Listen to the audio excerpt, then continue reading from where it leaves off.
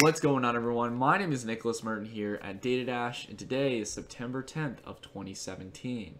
So as you all know, if you watch my channel, you're probably aware by now that I love getting feedback in the comments below on my videos and in my live streams about what coin or token I should cover next on my channel. And it's become obviously clear that in the space of ICOs, there's been a lot of hype and questioning around a new ICO called Kyber Network, or the Kyber Network. So what exactly is the Kyber Network? What's it aiming to achieve? Why is it such a big ICO? Why is it such a big deal to the general community of cryptocurrency? And why could it really be a game changer in the sense of how we exchange cryptocurrency? Does it have the team and tech to meet their objectives? I want to answer all of these questions and much more as we go through the review. But that being realized, let's go ahead and not hesitate any longer and jump into the review. So, in 4 simple terms, we can get an understanding of what the Kyber Network is. It's trustless, it's instant, liquid, and compatible. The two that really stand out to me are trustless and instant, and I want to go into a little bit of detail. So if you can see, this talk of, instant, instant transactions, liquid, compatible, all these things, it really starts to give us an idea that this is trying to fix the issue of exchanging cryptocurrency. Right now, nowadays, we're using very centralized exchanges. We're using Bittrex, which it's by itself as a company. We use Coinbase. All these exchanges are centralized units, and it's kind of counterproductive towards what we've been talking about in cryptocurrencies. We want decentralization. And a lot of you would go out there and say, well, there's BitShares out there. BitShares, yes, is a decentralized exchange, and there are other competitors coming into the space, but quite frankly, none of them have really done what Kyber has promised. So I'm going to go through these bullet points real quick, and then we'll go a little bit more into detail. So we can see here that it says it's a trustless exchange. So trustless is what BitShares is as well.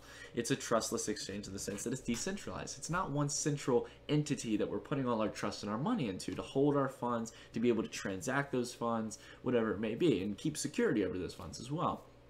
We're not putting it in one centralized unit. So Kyber Network stands out in that way.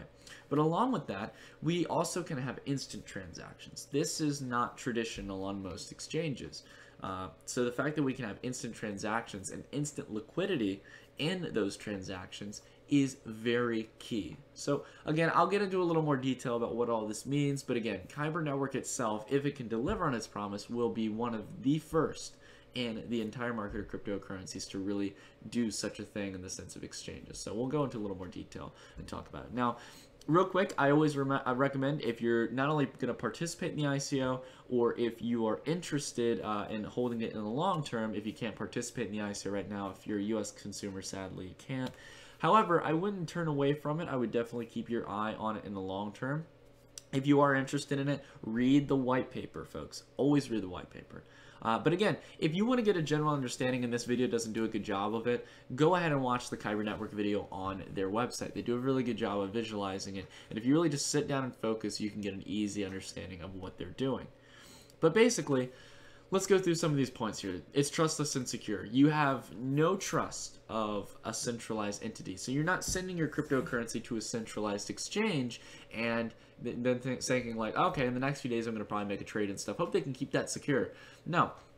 Your cryptocurrency is kept secure under your own terms, and the Kyber Network is simply a transaction point between you and the reserve rather than another user. And we'll get into that a little bit more in a while, but again, there's no trust required. You are only transferring cryptocurrency so long as the Kyber Network confirms it through smart contracts and you make the transaction and it happens instantly. So you have no worries as to security in the sense of the Kyber Network. Second is that it's very high quality. So they retain a very large reserve of tokens of all sorts. I mean, whether this is Bitcoin, whether this is Ethereum or Ether-based ERC20 tokens, if that's the case, you can transfer that through the Kyber Network very fluidly because you're not transacting between another user. And this is where the big flaw of BitShares comes. With BitShares, you have very low liquidity in the market, and because of that, the bid and ask spread between two individuals is pretty volatile. It can literally, like, you go to BitShares, the charts look disgusting because there's not enough liquidity in the market. It's not like Bittrex where there's consistently trades going on and you can have actual stability in markets. No, with this, this is the only opportunity we have in the decentralized exchange space where we're not putting it into one centralized unit, where we can have high liquidity and make instant transactions at fair market rates. Also, seeing as we were talking about instant transactions, instant trades, we can make instant trades. It goes through the confirmation within a few seconds, and then instantly inside your wallet or your storage, you can actually see that your Ethereum or whatever you're transacting to another currency instantly switches, and you really have to pay no fees. The only fee you're paying is the gas, which is what you have to pay if you're trading any kind of Ethereum-based tokens. So again, not a bad deal. The fact that there's little to no fees in the network, even if they were to add a fee, I don't get why they would, but I mean, that's just such a solid deal. I mean, right now I know on Bittrex, every time I buy something, I have to pay 0.25% on it. So every trade or investment I make, I have to make more than 0.25% to cover that fee. So again, I mean, this is just, again, a really big game changer if they can really deliver on it. That's the question. Compatibility. I like this as well. So everything, there is no changes needed to integrate into the Kyber network. It's all the fact that it's all compatible from the start, meaning that, it's a trustless exchange. You're not having to build yourself to be compatible with it. It's simply just making transactions through it. So it's an additional entity to just making transactions, and it makes the process cheaper, simple, and decentralized. So again, very, very interesting. So you can learn some more as well about how they have derivatives programs as well. Cross-chain payments, I mean, that's the big standout, how you can really make transactions between pretty much any cryptocurrency. They've literally got anything you can think of in the sense of Bitcoin, ERC20 tokens, Ethereum itself, I mean, whatever it may be. I mean, it's just huge.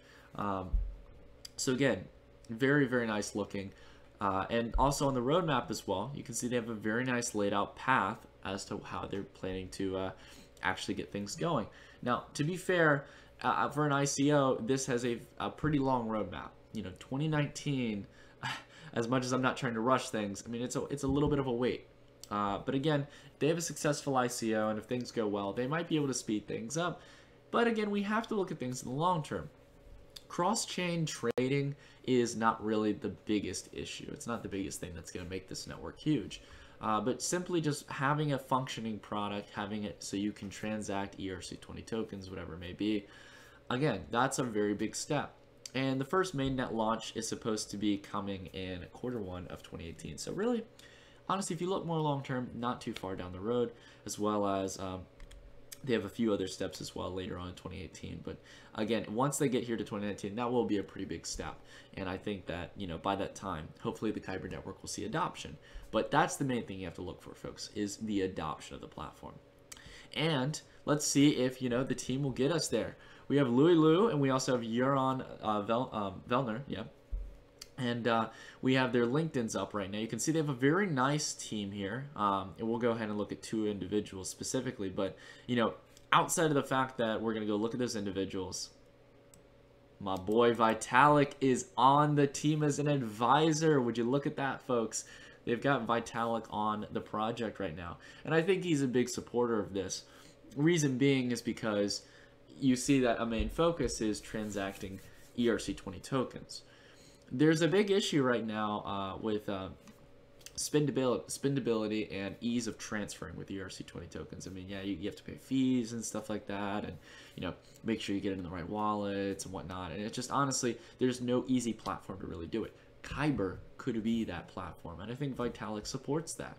So again, it's good to see Vitalik supporting it because he seems like one of the few out there in the crypto space that's very big, and he's really not in it that much for the money. He really believes in Ethereum and cryptocurrencies as a whole. So again, very interesting. Nice to have him as an advisor. But we can go here. We can see Louis Liu on here. He is focused in computer science, and he went to the National University of Singapore. This is really nice. I've watched, actually, I recommend you go watch some interviews with him. He is a very nice, humble guy. Seems like he's really interested in the project. But again, you can see that he has a little bit of history behind him. Definitely solid education. And I think that that's good. He's a focus in computer science, wanting to focus in something like this. But again, no major work experience, I will say that. But again, that doesn't mean that he's not qualified for it. But, it would be nice to see that. The education side is definitely nice. And he's also got a few skills and endorsements for Java, C++, and Python. Not bad. So, next one I want to talk about is Jeroen. I hope I'm saying his name right. But he's a formal verification researcher. And you can see that he's posted a few articles. So he's got 350 followers, not bad. He went to the Hebrew University of Jerusalem, and he's worked for a few different companies. He's worked for Easy Chip. That's the big thing I saw.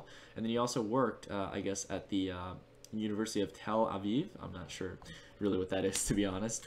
But the fact that he's, worked at a few corporate partners for, actually worked there for a few years. Wow. Between his two different positions. Worked over 10 years at that company. So, it seems pretty interesting. Seems like they have people who are skilled, educated. This isn't, some, hodgepodge team and everything. They actually have people working on this. And the fact that they've got Vitalik as well as two other advisors looking at the project, that's pretty interesting as well. And also what's nice is they have a list of a few frequently asked questions about the token sale, what makes it different than other decentralized exchanges. I think it's important to understand that if you really want to invest in Kyber. But again, also, the MVP is out as well. That's what's really nice about it. So you can go check out the MVP and stuff with the minimal viable product. They've actually got an actual functioning version of it.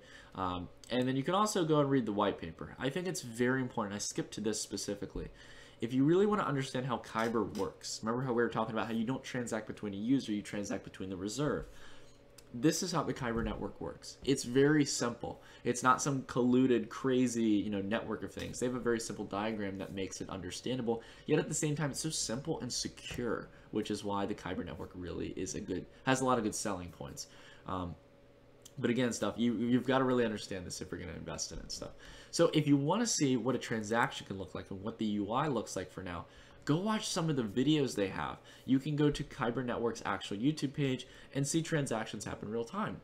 I like the fact that they have a delivered product, or a minimal viable product in this sense, that they're actually showing proof of. It's, again, you can have the greatest concept in the world, but so long as you can't show it, I'm not that interested. But in this case, they can show it, and it is pretty interesting to see that they've at least got a test net up, working on it, and they're trying to see if it actually functions. And so far, you can sit through this video and just see how simple it is to make transactions.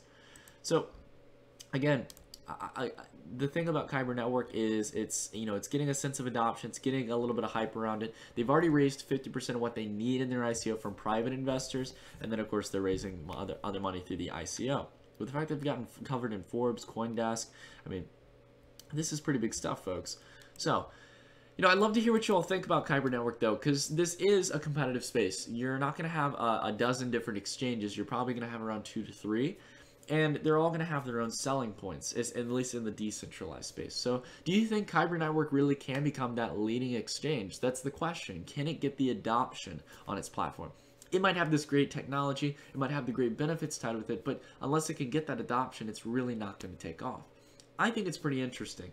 And if you're curious about as well the Kyber token that's used for the Kyber network, it pretty much correlates, if you want to get a general understanding, as the Kyber network gets as it evolves and gets adopted, the Kyber token becomes worth more because you need that intrinsically to run the flow of everything through the network. So again, I really recommend you look into it, learn a little bit more about it if you're interested, and I'd love to hear your feedback in the comments below as to whether or not you think this is a winner.